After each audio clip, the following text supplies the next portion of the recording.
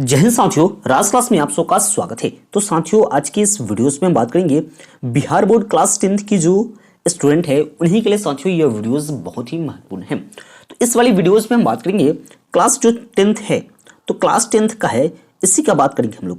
यानी Bihar board class 10th का हिंदी का जो सब्जेक्ट है उसी का हिंदी का गोधली भाग 2 है। इसी के चैप्टर्स के क्वेश्चन आंसर के बारे में साथियों बात करेंगे हम। तो इसी का चैप्टर नंबर 2 है, क्या है तो 20 के दांत। चैप्टर 2 क्या है तो 20 के दांत, जिसके लेखक है नलिन विलोचन शर्मा जी। इसके लेखक का नाम है 20 के दांत के लेखक कौन सा है तो नलिन विलोचन शर्मा। ये जो आपके सब्जेक्टिव टाइप क्वेश्चन मैं आपको बता रहा हूं, इससे बहुत सारे ऑब्जेक्टिव टाइप क्वेश्चन भी आपसे यहाँ पे क्लियर हो जाएंगे मेरे साथियों। पहले तो क्लियर क्या होता है, पहले यहाँ पे ऑप्शन पूछ सकता है क्वेश्चन कि 20 के दांत के लेखक का नाम क्या है, तो क्या हो जाएगा, इसका आंसर क्या हो जाएगा, नलिन विलोचन शर्मा जी। इसलिए आप इस वीडियोस को बहुत ही आराम से देखिएगा और आराम से सुनिएगा पूरा अच्छी प्रकार से। आपको इस वीडियोस देखने के बाद सभी प्रश्न आपको अच्छी प्रकार से समझ में आ जाएंगे। रटने का कोई जरूरी नहीं है मेरे दोस्त। इसको लेकर एक दो बार आप लोग को याद कर लीजिएगा, तो आपको गारंटी देता हूँ कि वीडियोस बहुत ही अच्छी प्रकार से आपको समझ में आने वाला है साथियों। ठीक है, तो चलिए हम लोग प्रश्न के बारे में साथियों बात करते हैं। पहला नंबर प्रश्न क्या है, कहानी शीर्षक की सार्थकता स्पष्ट कीजिए। जो कहानी शीर्षक है, यानी कहानी शीर्षक, कहानी का मतलब कि इसका शीर्षक क्या है, तो 20 के दांत एक कहानी है, इसकी सार्थकता आपको स्पष्ट करनी है। तो चलिए इसके आंसर को हम लोग समझते क्या है। किसी भी कहानी का शीर्षक उसके भूल भाव को द्योतक है, यानी इसके भूल भाव का एक द्योतक है। इस दृष्टिकोण से नलिन विलोचन शर्मा द्वारा लिखित 20 के दांत कहानी उपयुक्त एवं सार्थक है। यानी इस आधार पर जो नलिन विलोचन शर्मा जी के द्वारा जो लिखा गया यह कहानी है 20 के दांत, यह क्या है, उपयुक्त और क्या है, सार्थक है। सांपों के दांत में 2 20 के दांत होते हैं, यानी सांप को जब दांत होता है तो उसमें 2 20 के दांत होते हैं। यदि वह दोनों यानी वह दांत टूट जाता है तो वह सांप विषहीन हो जाता है। कहने का मतलब क्या है कि जो सांप होता है, सांप के दांत में 2 20 वाले दांत होते हैं। अगर जो दोनों दांत अगर जो टूट जाए या तोड़ दिया जाए तो वह क्या हो जाएगा, वह विषहीन हो जाएगा। अगर इसमें समझा रहे लेखक, सेन साहब का खोखा सांप की तरह ही विषैला उपयुक्त एवं सार्थक है। यानी लेखक के अनुसार जो कहना क्या है कि जो सेन साहब है उनका पुत्र का नाम है खोखा, वह क्या है, वह इसी तरह ही, वह सांप की तरह एक विषैला है जो सार्थक है। वह अपने सामने किसी को कुछ नहीं समझता है। जो कासुअथी है, खोखा है, वो अपने सामने किसी को कुछ नहीं समझता है, किसी पर भी रोब जमा देता है, किसी को भी पिटाई कर देता था। ठीक है, सांप की भांति फुफकारने वाला सेन साहब, यानी सांप के भांति फुफकारने वाला सेन साहब का वह पुत्र मदन से मार ऐसा खाया कि वह पुनः वह गली में आकर फिर भी फुफकार भी नहीं सकता। यानी मदन उसको इतना पिटाई कर दिया कि उस गली में आकर फिर फुफकार नहीं सकता, मानो उसके 20 के दांत ही मदन ने तोड़ दिया हो। यानी ऐसा मानना कह रहा है लेखक कि मानिए कि उसका जो 20 का दांत है वही मदन ने यहाँ पे मारकर तोड़ दिया है। प्रश्न नंबर 2 को देखेंगे, क्या है, सेन साहब के परिवार में बच्चों के पालन पोषण में किए जा रहे लिंग आधारित भेदभाव का अपने शब्दों में वर्णन करें। यानी प्रश्न बहुत कमाल के है। कह रहे क्या है, सेन साहब के परिवार में बच्चों के पालन पोषण, यानी जो सेन साहब है उनके परिवार में जो बच्चे होते हैं उसका पालन पोषण लिंग के आधार पर, यानी लिंग के आधार पर वहां पे भेदभाव किया जाता है, उसको आप अपने शब्दों में उत्तर दीजिए, यानी उसको बताइए आप। तो इसका आंसर क्या हो जाएगा, सेन साहब को 5 बेटी और 1 बेटा है। यानी जो सेन साहब है उनके 5 बेटी है और 1 बेटा है। उनके परिवार में लिंग आधारित भेदभाव किए जाते हैं। यह बता रहे लेखक, उनके जो परिवार में है उसमें लिंग आधारित भेदभाव भी किए जाते हैं। घर में बेटियां के लिए अलग नियम बनाए गए हैं। जो उनके घर की जो बेटियां है उसके लिए एक अलग नियम है, और यानी वे न तो खुलकर खेल सकते हैं और न ही हंस सकते हैं। यानी लड़की का नियम क्या है, न वो खुलकर खेल सकती है और न खुलकर वह क्या कर सकती है, तो हंस सकती है। उसी परिवार में सेन साहब का लाडला बेटा कासू है। यानी उसी परिवार की बात हो रही है, उसी परिवार में सेन साहब का एक लाडला बेटा है कासू, जिसको खोखा के नाम से प्रदर्शित इस कहानी में किया गया है। ठीक है साथियों, कह रहा है वह लड़का है इसलिए उसके घर के नियम का कायदे कानून अलग है। यानी क्योंकि वह एक लड़का है इसलिए उसके घर के नियम का कायदे कानून एक अलग है उसके लिए, सिर्फ कासू के लिए, यानी खोखा के लिए।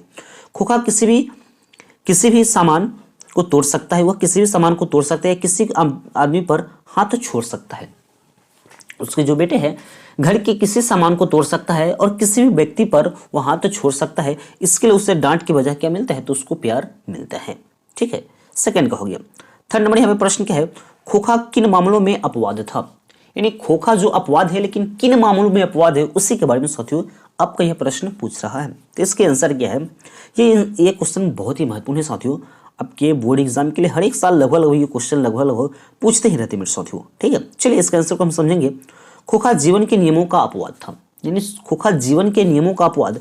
जीवन के नियमों का अपवाद का मतलब क्या होता है, जब किसी व्यक्ति का संतान उत्पत्ति की कोई उम्मीद जब बाकी नहीं रहती है, उसके बाद जब उसके पास संतान की प्राप्ति होती है, उसी को हम लोग क्या बोलते हैं, तो अपवाद कहते हैं। जीवन, वो जो बच्चा होता है उसको हम लोग कहते हैं जीवन के नियमों का अपवाद।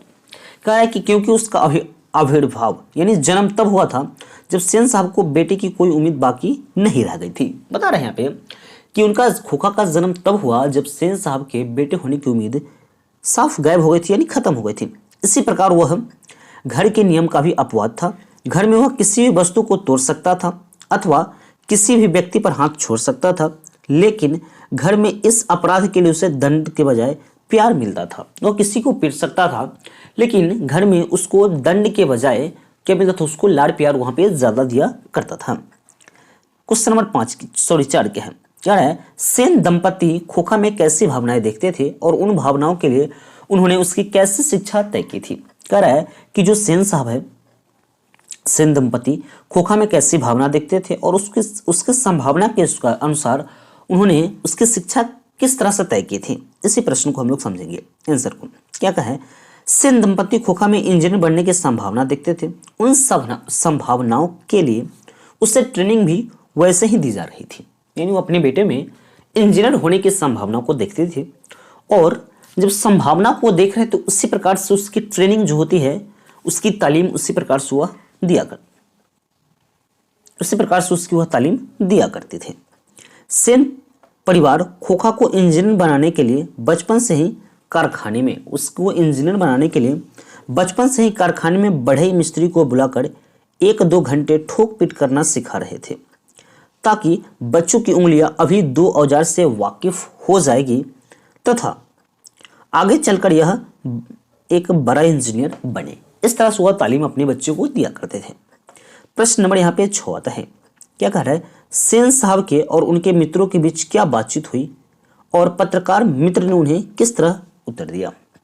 इसका आंसर क्या हो जाएगा, कह रहा है कि सेन साहब के ड्राइंग रूम में उनके कुछ मित्रगण, उनके साथ साथ एक पत्रकार मित्र भी उपस्थित थे। यानी उसका सेन साहब का एक ड्राइंग रूम था, वहाँ पे उसके कुछ मित्र और उनका एक पत्रकार मित्र, जो पत्रकार है वहाँ पे उनका एक मित्र था, वो क्या था, उपस्थित था। सभी आपस में बातचीत कर रहे थे कि किसका बेटा क्या कर रहा है और आगे क्या पढ़ेगा।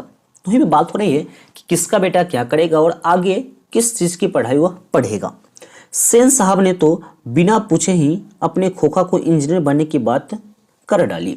यानी वहां पे सेन साहब से कुछ पूछा नहीं जाता है, लेकिन वहां पे अपने हड़बड़ा कर, यानी बिना पूछे हुए वहां पे बोल रहे हैं, यानी बता रहे हैं कि अपने बेटे को इंजीनियर बनाने की बात वहां पे वह बात बोल डाली, यानी कह डाली। जब पत्रकार मित्र से पूछा गया तो उन्होंने जवाब दिया। पत्रकार से जब पूछा गया तो उन्होंने जवाब दिया, मैं चाहता हूं कि मेरा बेटा जेंटलमैन जरूर बने और जो कुछ भी बने उसका काम है, उससे पूरी आज़ादी रहेगी। यानी जो कुछ वह बनना चाहता है उसको पूरी आज़ादी है, वह काम कर सकता है। ठीक है। 7 नंबर क्वेश्चन क्या है, मदन और ड्राइवर के बीच विवाद के द्वारा कहानीकार क्या बताना चाहता है।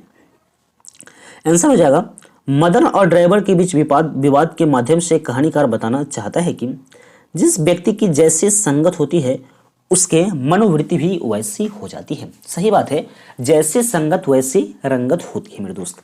कहे कि ड्राइवर सेन साहब का नमक खाता है, इसीलिए सेन साहब के बेटे की बदमाशी की ओर नजरअंदाज कर देता है, परंतु जब वही कोई दूसरा बच्चा कहने का मतलब कि मदन यदि गाड़ी छू देता है तो यानी ड्राइवर उसे धकेल देता है और उस तरह उस पर गलत आरोप लगा देता है।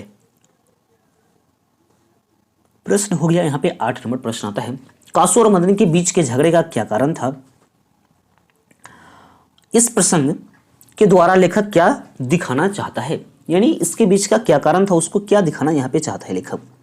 इसका आंसर हो जाएगा, कासू और मदन के बीच का झगड़ा का कारण मात्र बालहट था, यानी एक बचपना था।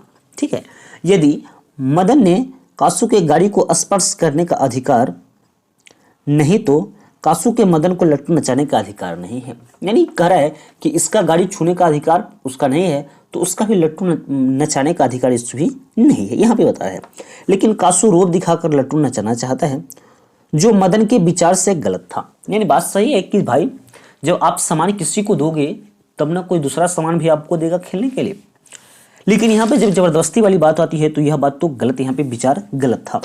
फिर मदन ने प्रतिशोध की भावना से झगड़े का रूप ले लिया। यानी कह रहा है कि वह एक प्रतिशोध की भावना से एक झगड़े का वहां पे रूप ले लेता है।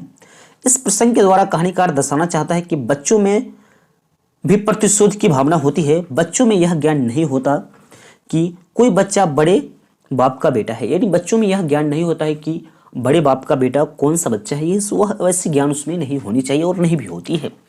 और मैं छोटे यानी गरीब का बेटा हूं, जो बच्चे का स्वाभाविक ज्ञान है। यानी ये बच्चे का स्वाभाविक ज्ञान है कि एक छोटा बच्चा है, गरीब का बच्चा है। ठीक है, यहाँ पे 9 नंबर प्रश्न क्या है, महल और झोपड़ी वाले की लड़ाई में अक्सर महल वाले ही जीतते हैं, पर उसी हालात में जब दूसरे झोपड़ी वाले उनकी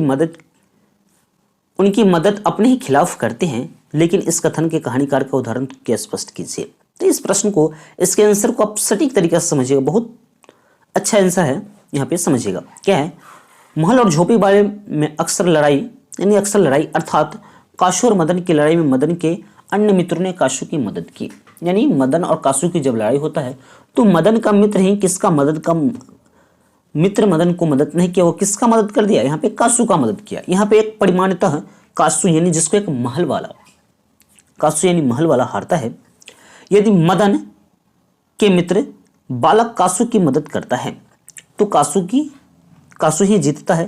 प्रायः यही देखा जाता है कि झोपड़ी में रहने वाले लोग अपने ही खिलाफ आवाज लगाते हैं। यानी झोपड़ी में रहने वाले लोग अगर जो कोई गलत ही काम कर देता है तो उसका आवाज बहुत सारा लगाता है, लेकिन कोई अगर जो महल वाले कोई गलत काम करते हैं तो उसका आवाज उठाने वाला कोई नहीं होता है। यहीं पे कह रहा है परिमाणतः झोपड़ी वाला पराजित हो जाता है, क्योंकि यह सत्य बात है कि झोपड़ी वाला क्या हो जाता है तो पराजित हो जाता है। प्रश्न यहाँ पे 10 नंबर है, रोज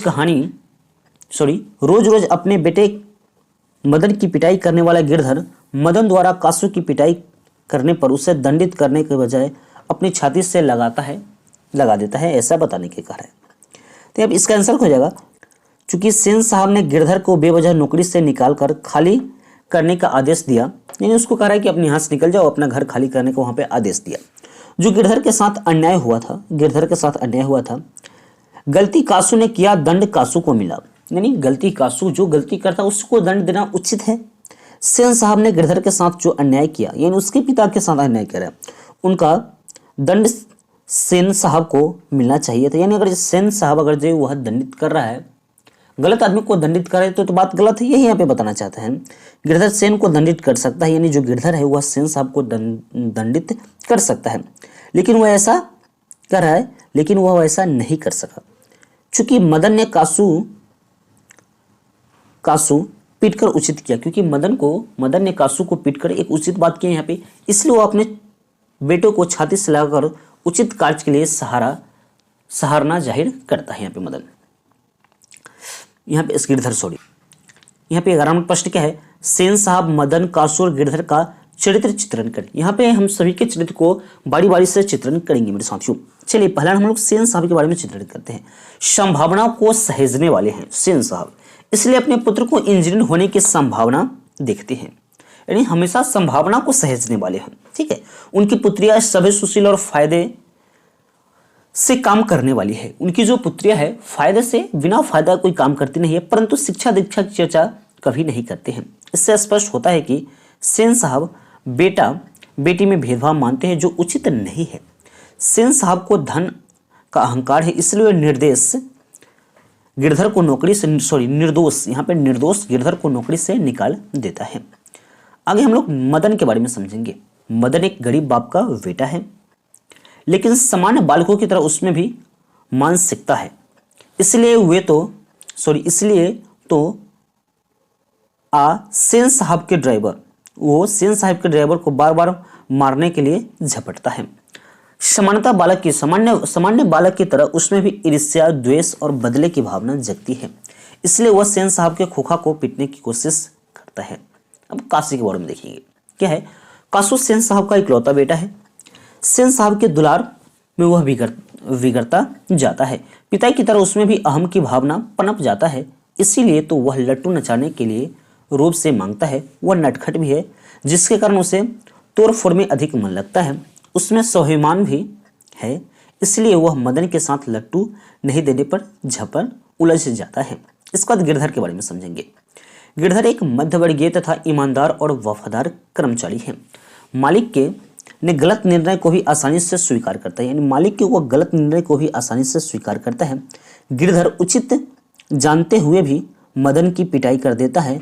वह एक सफल गृहस्थ जीवन का पालन करता है, क्योंकि विषम परिस्थिति में भी वह नहीं घबराता है। सेन साहब द्वारा नौकरी से निकाले जाने पर भी वह बेटे को अपने सीने से लगा लेता है। तो साथियों, यहाँ पे इस चैप्टर को जो सबसे महत्वपूर्ण प्रश्न है, सभी प्रश्न के बारे में साथियों यहाँ पे सभी महत्वपूर्ण प्रश्न के बारे में यहाँ पे हम लोग बात कर लिए हैं। ठीक है, इस प्रश्न को आप लोग अच्छी प्रकार से लिख कर या इस वीडियोज को 2 बार 3 बार जैसे ही देखते हो, ये सभी प्रश्न आपको पूरी अच्छी प्रकार से समझ में आ जाएगी। रटने का कोई झंझट नहीं होगा मेरे साथियों। ठीक है, इसको अच्छी प्रकार से 2-3 बार देखकर यानी याद करके अपने बोर्ड एग्जाम के प्रिपरेशन के लिए आप इसको अच्छे प्रकार से याद कर सकते हैं साथियों। और इस वीडियो को अपने सभी दोस्तों को पास शेयर कर दीजिएगा जो दोस्त क्लास 10th की प्रिपरेशन कर रही है, क्लास 10th में जाने वाले होंगे। ठीक है मेरे साथियों, ये वीडियो आपको कैसा लगा है चैट सेक्शन में चैट कर हमें जरूर बताइएगा। अगर जब आप हमारे चैनल पर भी नए हैं तो चैनल को सब्सक्राइब कर लीजिएगा, वेल नोटिफिकेशन ऑन कर लीजिएगा, ताकि मेरे वीडियो का नोटिफिकेशन मेरे दोस्त सबसे पहले आपको मिलता रहेगा साथियों। ठीक है साथियों, तो मिलते हैं नेक्स्ट वीडियो में, तब तक के लिए जय हिंद।